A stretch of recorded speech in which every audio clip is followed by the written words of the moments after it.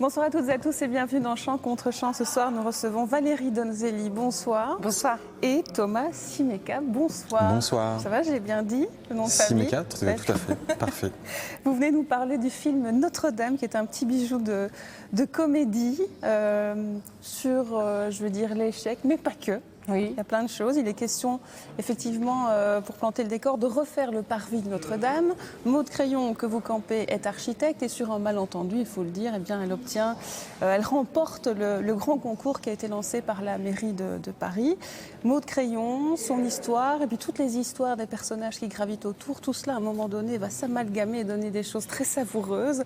On peut dire en effet que vous aimez écrire les personnages. Ça se ressent dans ce film. C'est ce que vous aimez, c'est la galerie en fait, j'ai envie de dire. Oui, c'est vrai que... Alors c'est peut-être parce que je suis aussi actrice et tout ça, mais j'aime écrire des rôles, des personnages, les créer, imaginer qui va les interpréter et vraiment créer l'histoire autour de tous ces personnages. Oui. Excusez-moi. Excusez-moi. Ah madame, excusez-moi, mais vous dérangez un chantier public là? Ah non, madame, non. Nous prions. Mais vous priez pourquoi? Pour que le projet de Maude Crayon ne voit jamais le jour. Malgré la débâcle, Maude se rend tous les matins chez Crayon et compagnie, bien décidée à aller au bout de sa mission. Alors, Maude Crayon, elle est tiraillée entre deux ex, c'est un peu ça aussi, le fil rouge de l'histoire, dont le père de ses enfants. C'est moi. Que vous campez. C'est moi d'ici, et je fais un mon Dieu, parce que vous êtes collant, vous, hein, dans le film. Oui, tout à fait. Ouais. Expliquez-moi un peu. C'est ça, c'est une sorte de parasite, encore un peu adolescent malgré son âge. Et donc je squatte encore l'appartement dans lequel j'habitais avant, mais je suis son ex, mais je suis tiraillé entre deux femmes. Mais je suis quand même très amoureux de Maude. De Maude. Et j'essaye de la récupérer, ou de squatter, ou voilà, un peu les deux. On sait pas très bien, mais... Vous proposez les deux d'ailleurs. Je propose les deux. Je vous propose de m'occuper des enfants de nouveau, de la retrouver, et puis elle tombe enceinte.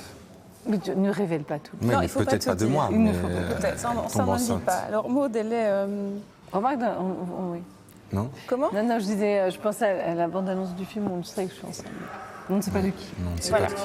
Alors Maude, elle est tiraillée, effectivement, on l'a dit.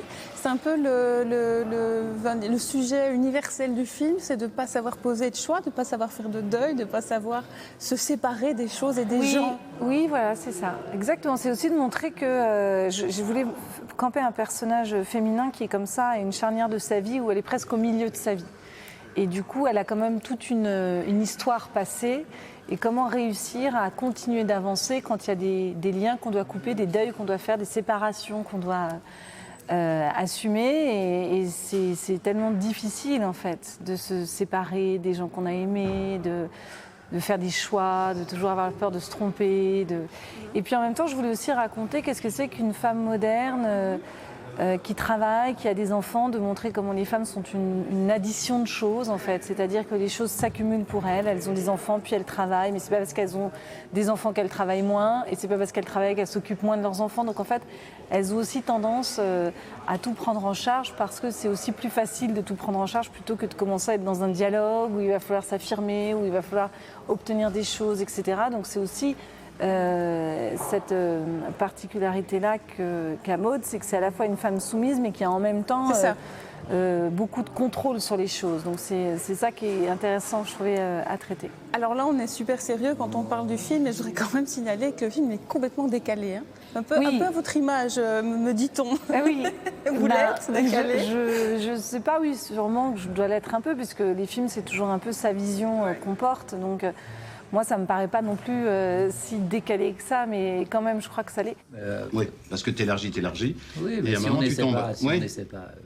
Ouais, non, ça peut marcher, là, je trouve. Un truc un peu aérien et tout. Tu trouves ça tendance? Je trouve pas que ça commence à ressembler. Ça fait, non? Il y en a un tu vas renforcer avec quoi? Avec de l'acier ou de l'alu? Bah, même type du titane, non? Enfin, un truc vraiment moderne, quoi. Tout est possible, c'est pas le Ouais. problème. Moi, ce que j'aime avec le cinéma, c'est que ça n'est pas ancré dans dans la réalité des choses. Et ce qui me plaît avec le cinéma, c'est qu'on peut vraiment tout oser. C'est vraiment un espace de jeu, enfin en tout cas c'est le mien, et dans lequel je crée mes règles. Si j'ai envie de faire voler une tomate, je ferai voler une tomate si ça peut porter au film. Je ne me poserai pas la question de savoir si c'est plausible, pas plausible, cohérent ou pas. J'ai l'impression qu'à un moment donné, faire un film, c'est pouvoir brasser tout ce qui nous entoure et tout ce qu'on a dans sa tête finalement, oui, toute l'imagination. Mais en l'organisant aussi, c'est-à-dire en nourrissant d'une histoire solide quoi, et de personnages qui sont, à mon sens, enfin je l'espère, incarnés.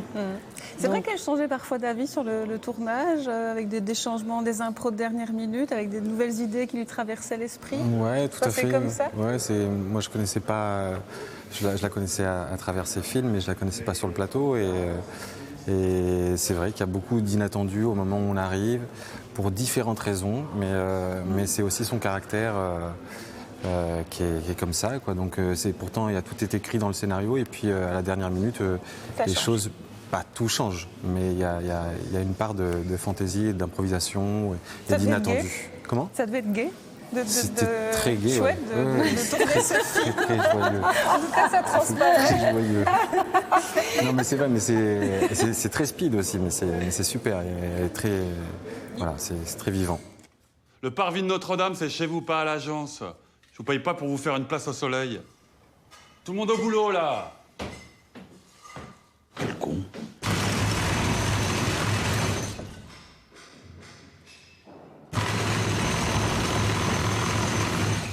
Non, mais c'est pas des conditions de travail.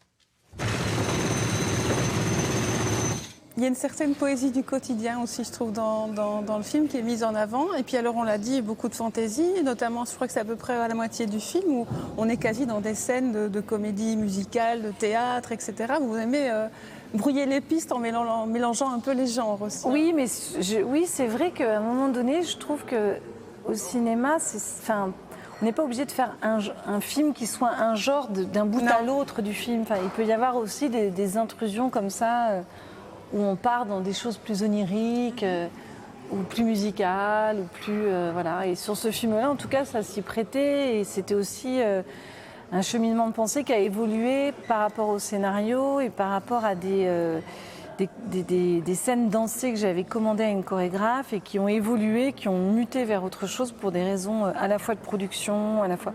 Et au final, voilà. Je voudrais qu'on parle un peu de Notre-Dame. Je pense que Notre-Dame a brûlé au moment où le film était en montage, en fin de montage, c'est ça. Comment vous l'avez reçu finalement, puisqu'il est question quand même de ce bijou d'architecture dans le film aussi. Oui, alors franchement j'ai eu l'impression d'être dans un mauvais rêve, c'est-à-dire que quand on travaille sur Notre-Dame, moi la chose qui me faisait peur quand j'écrivais le scénario, c'était pas l'impossibilité de tourner à Notre-Dame, parce que ça c'était pas une question que je m'étais posée, c'était plus qu'il arrive quelque chose à Notre-Dame et que du coup le film ne puisse pas se faire pour cette raison-là. Et en fait, quand Notre-Dame a brûlé, j'ai eu d'abord beaucoup de peine parce que quand on fait un film quelque part, on est très attaché à cet endroit, c'est comme s'il nous appartenait un peu. Donc j'avais l'impression que Notre-Dame c'était un peu à moi. Donc déjà, d'un point de vue affectif, ça m'a vraiment troublée, quoi. Et puis après, j'ai eu peur vraiment, pour le coup, d'un point de vue un peu égoïste et personnel, mais que ça détruise aussi mon film, puisque je me suis dit, si Notre-Dame disparaît de la ville, je ne peux pas faire mon film, qu'est-ce qui va en devenir? Donc c'est... Et comme le cinéma, c'est bourré en fait de paramètres dont on n'a pas toute la maîtrise, jusqu'au bout, en fait, c'est comme ça. C'est-à-dire qu'un film, ça n'est que des imprévus, et on essaye tout le temps de contrôler en fait l'imprévu. Et là, c'était complètement fou, parce que qui aurait pu imaginer une chose pareille, en fait? Et donc, voilà. Et puis après, j'ai appris que le feu était éteint, que c'était pas un attentat, qu'il n'y avait pas de victimes, et puis que les gens, finalement, étaient attachés à ce monument. Donc, je me suis dit, bon. Et puis maintenant, il y a le concours d'architecture.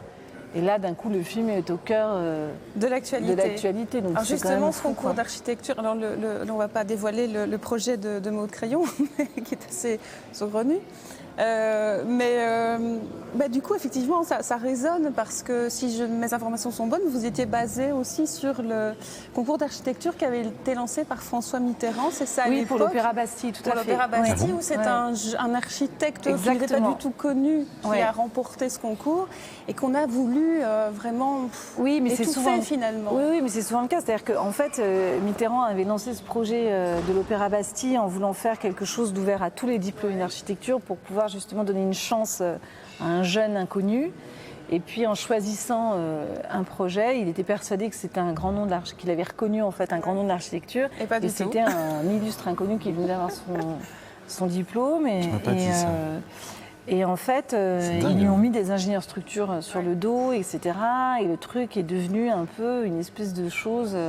Plus du tout comme et comme puis, d'ailleurs, initialement l'Opéra prévu. Bastille est, à mon sens, d'un point de vue esthétique de l'extérieur, pas très réussi. Quoi. Alors du coup, Maud aussi, on essaie de lui mettre des bâtons dans les roues comme si elle n'en avait pas déjà assez. Oui, et toute sa vie est un tourbillon, cette jeune femme. Oui, c'est ça. Mais c'est surtout, en fait, c'est tellement difficile quand on pense à une œuvre, mais même quand on fait des films, c'est-à-dire qu'on a tellement d'interlocuteurs, qu'il faut sans arrêt assumer en fait ce qu'on ressent, pourquoi on le fait, et en être sûr avec des gens qui nous disent tout le temps non, mais en fait, là on a donc et puis en fonction des budgets, de la réalité, en fait il y a le rêve et ensuite il y a la réalité économique des choses qui font qu'elles doivent être de toute façon modifiées.